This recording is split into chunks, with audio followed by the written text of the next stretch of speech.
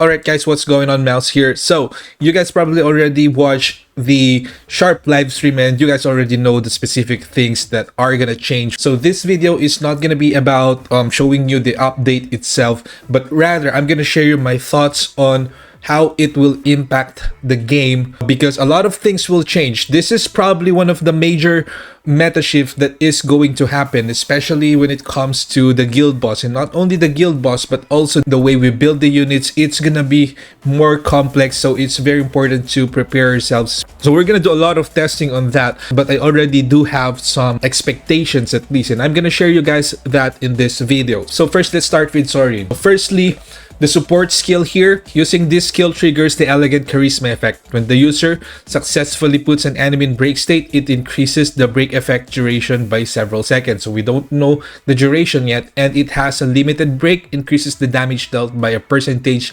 for several seconds. So the way I see it, it's probably similar to the one we have here, which is gonna be the collapse surprise attack. So at least I'm expecting that she might be one of the top pick for the support unit in the next WOBL, which is probably gonna be weak to water. So the next thing here is this Sub-Zero increases the target's water damage taken by a certain percentage, and it is stackable. Again, we don't know the numbers yet, but this is a very important multiplier in the game. So we are getting a bit of water damage taken from Maylin Fisher. We only have 8% of this, and that is still gonna be a pretty decent addition in terms of damage output, especially when the new water unit DPS, which is probably gonna be the water Chahe in, but we're not sure yet. So it will likely happen, but we don't know, of course, if there will be last minute changes.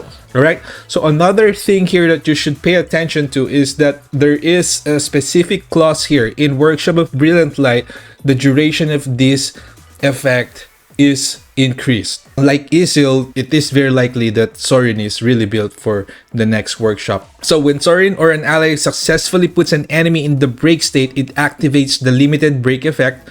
When this effect activates, it resets the cooldown of all skills. So this is pretty straightforward, but one thing that you should know about this, and we should check out once Seorin is released, is that this thing on Emma has the same effect here. Let me just show you quickly. I'm referring to this one. When the target enters the break state, resets the cooldown of all skills from her A5. This does not work in Power of Destruction. And if I remember correctly, this does not work on yellow shields as well. And the next big thing here is the Aether effect. When the user enters the stage, it activates the black T on the entire team. Increases defense and max HP by a certain percentage. So this will give us a clue. Increases defense and max HP.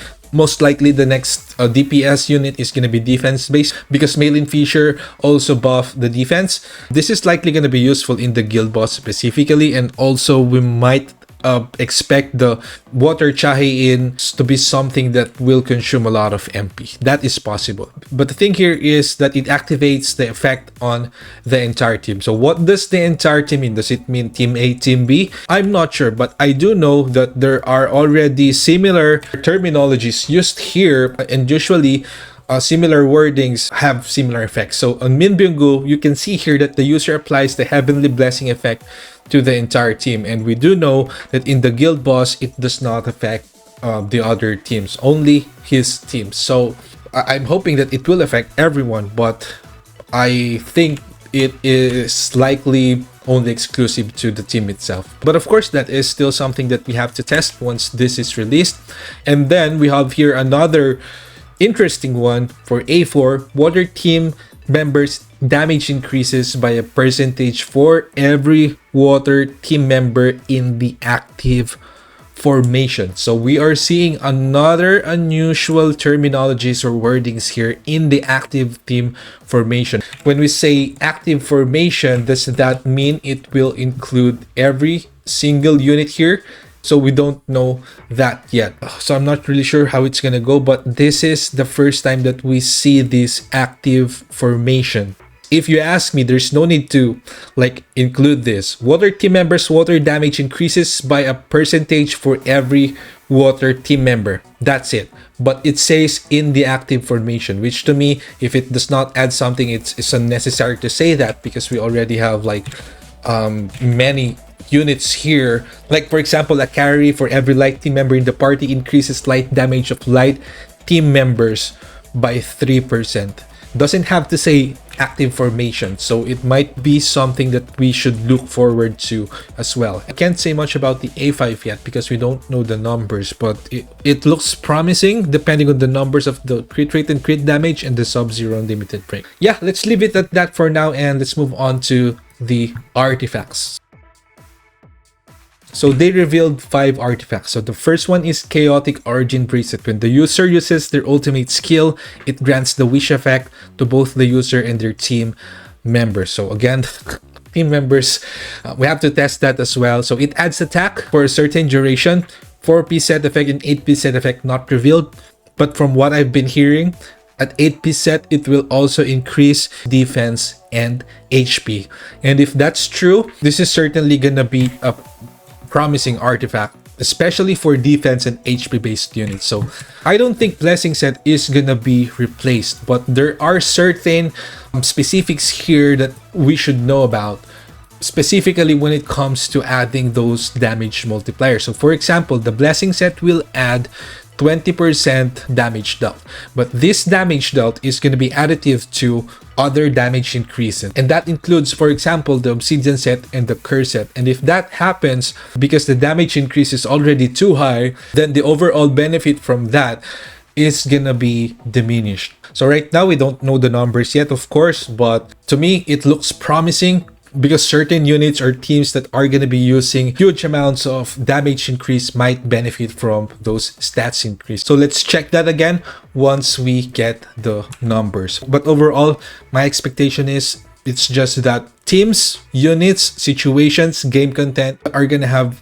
variety of artifacts that are optimal to use in each of them. So the next artifact is going to be the Chaotic Brand Bracelet. This might actually change the game for the win team, honestly, but I have to check the numbers too. So using this skill grants the user the infamy effect. So infamy effect increases basic skill damage by 1.5%, stacking up to 20 times. So this is going to be a total of 30%, but there is going to be a trade-off that increases the user's damage taken by 1%.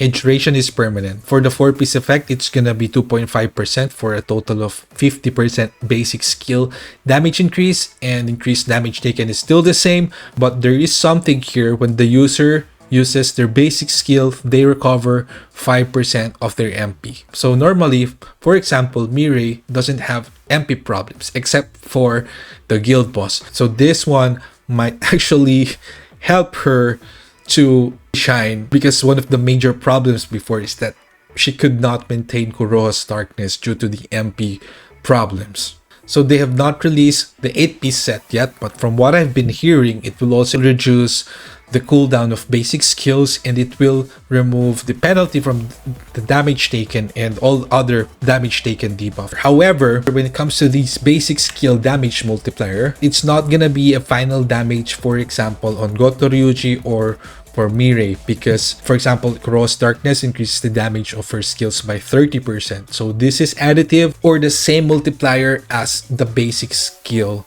damage increase. That is how it works. So not only that Mirai already has that huge amount of skill damage percent, she's also getting more from Hansemi, which is going to be 10% plus 5% here, 30% total, and another one from Goto Ryuji, basic skill damage increased by 20%. So I already tested this on Mirai and I've confirmed that they're additive. So let's leave it at that for now, and let's head toward to the next one, which is Chaotic Desire Bracelet for Breakers. When the attack deals break damage, get Desire, and increases elemental damage by certain percentage. Now the 4-piece looks promising because it will increase the damage of the skill itself, and at the same time it will increase the user and the team members' elemental damage. So this is something that I think was tailored for units like, well, So can use that as well.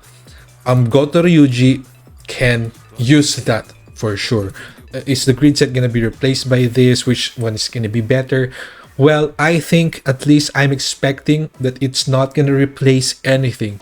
Each team will need certain damage multiplier or certain stats to get the full potential of that team. For example, to improve Mirei's damage, because Mirei already has insane amount of crit rates and high amounts of crit damage. And so adding more crit rate and crit damage will not make much difference. But it might be a different story if you add more elemental damage increase. Because what we have here is at 8 piece, you're gonna get 40% elemental damage increase. That's a lot. Seriously, that's a lot. And it will also increase, of course, the damage of the user's skills with break effect. So just another example, like Gogunhi. Light team is having crit problems. We know that they don't have enough to get that 100% crit rate, and Thomas Andre is gonna suffer a lot when it comes to that, especially against high level monsters. So what are we gonna do on that? Also, another thing here is that Gogunhi's damage comes from the core attack. So now that artifact specifically says that it increases the user's skill with the break effect. So will core attack be considered a skill? I don't think so, but of course we have to test that. So I think that these artifacts are just gonna add more options. And we also have 4-piece set here. The damage of the user's skill with the break effect increases by certain percentage. Skill damage increase effect increases to 60%. So this is still something that we have to test, because skill damage increase again is a different multiplier. So this one is gonna be situational. And the next one here increases the user's defense by 8%. When the user uses their ultimate skill, it increases their defense by 5%, stacking up to 5 times. Increase ultimate skill damage by 50% one time only. Cooldown 20 seconds. Very interesting. Honestly, let's see. We only have few defense units that are gonna spam the ult, where it will be relevant. So Thomas Andre is number 1. He is also an ultimate based unit. And we also have Charlotte, who's also an ultimate spammer. But the thing about these two is that they already have lots of ultimate skill damage increase and stuff from the buff of the team, from their kit, from the stacks they have. So I am expecting at least that. Of course, it's not going to be like OP damage, but this can potentially replace the curse set. But I think more importantly, this might be something that the next unit will use, which is going to be Cha. And we're expecting Cha to be a defense based unit, and she might actually turn out to be another ultimate based unit. And the reason why I said that is that Malin Fisher, we know that Malin Fisher increases the defense, right? But Malin Fisher's A3 increases the speed of power gauge charging. This is something that the water team has not fully utilized yet, because Alicia does not need this, right? So does not need this, and probably Seorin also does not need this. So it would be weird to think that the next unit will not be ultimate based. But of course, that's just a guess. But I think it would make sense. Maybe possible, because this is 8% defense, and then defense up to 25%. That's going to be 33% defense, which is very high, and it will increase the ultimate skill damage by 50%. Stacking it is a problem, but I would say right now, without the Cha, Charlotte is gonna benefit a lot from this, more than the curse set. And lastly, another support artifact, which is gonna be the Shining Star Bracelet. When the user or team member tags in it, increases the attack percent 28%. So, how is it different from like Outstanding Connection? How much attack does an Outstanding Connection give? I'm not sure what the difference is. Probably because this is when tagging out, and the other artifact is tags in. Fuck, what the fuck is this? So yeah, what's the difference though? Our team member tags in it, increases their attack by 12%. So tagging out, tagging in. So maybe this might be pertaining to a support skill as well, like tag in, support in. I'm not sure. Yeah, let's just leave it at that for now. Anyway, let's talk about the guild boss next. So guild boss update, only three elements. I think this will be like POD. Their elements is gonna rotate every week, and you can only send in 6 hunters after the patch. So a lot of things are gonna change here. It's like the golden age for guild boss enthusiasts and Theorycrafters and those who love trying out a lot of things. Firstly, the guild boss is not gonna be linear anymore like before. When you find the meta, that's gonna be pretty much the same for many weeks, sometimes even almost 2 months before the meta changes. And mostly it was just a game of try harding and repeating the same thing over and over to get the higher score. But this time around, this will include a lot of new factors. For example, since it will not be weak against all elements, like let's just say this, for example, we're not going to be able to use the Moonshadow. We're not going to be able to use the magnifying slashes here anymore. Because of that, Moonshadow might not be optimal anymore. We might need to use the new stuff. Let me just give you some ideas here. Since we're only using 6 units now, let's just say let's put the best ones that we have here. And then another 3 here. What are we going to add on Team B? Can we actually still afford to add a debuffer?